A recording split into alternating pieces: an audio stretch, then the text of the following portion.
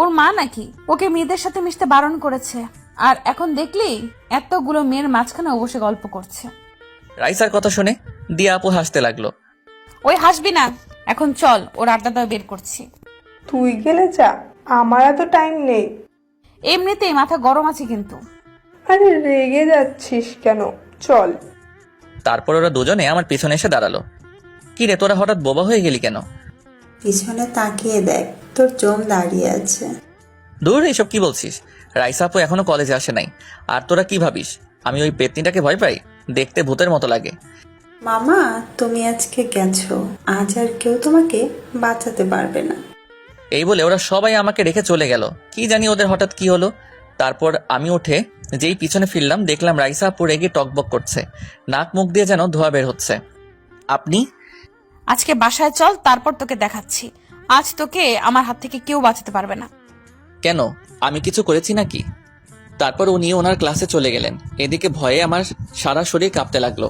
হারামিগুলো একবারও আমাকে ওনার কথা বললো না। আল্লাহ জানে বাসায় গেলে কি হয়। তারপর আমিও ক্লাসে চলে গেলাম। ভয়ে ভয়ে সব ক্লাস শেষ করলাম। মনের মধ্যে এক অজানা ভয় কাজ করছে, কারণ রাইসা আপু কখন আমার উপর এত রাগ দেখাননি। কলেজ ছুটি হয়ে গেল, তাড়াতাড়ি বাসায় চলে আসলাম। বাসায় আসতে আম্মু বলল, আজকে এত তাড়াতাড়ি চলে এলি যে? ছুটি হয়ে গেল তাই চলে আসলাম। আর শোনো, আমি রুমে যাচ্ছি। যদি রাইসা আপু এসে আমার খোঁজ, তাহলে বলবে আমি বাড়িতে নেই। নিশ্চয়ই কোনো শয়তানি করেছিস। না আম্মু, এরকম কিছুই নয়। তোমাকে যা বললাম তাই করবে। আচ্ছা যা তুই। তারপর রুমে এসে দরজা বন্ধ করে বসে রইলাম, কারণ একটু পরে বিশ্বযুদ্ধ ঘটতে পারে। মনে মনে যা আন্দাজ করলাম তাই হলো, কারণ বাইরে রাইসার গলার আওয়াজ শোনা যাচ্ছে। আন্টি, কি হলো, তোকে এমন দেখাচ্ছে কেন?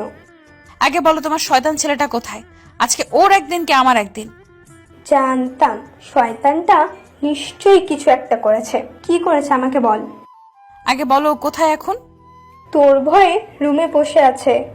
এদিকে আমি রুমে বসে সব শুনছিলাম। হায় হায়, আম্মু তো সত্যি কথা বলে দিল। তারপর রাইসা হনহন করে আমার রুমের সামনে আসলো, দরজা ধাক্কাতে লাগলো। ওই দরজা খোল বলছি। আরিয়ান এখনো ঘুমাচ্ছে, সো ডিস্টার্ব না করলে খুশি হতাম।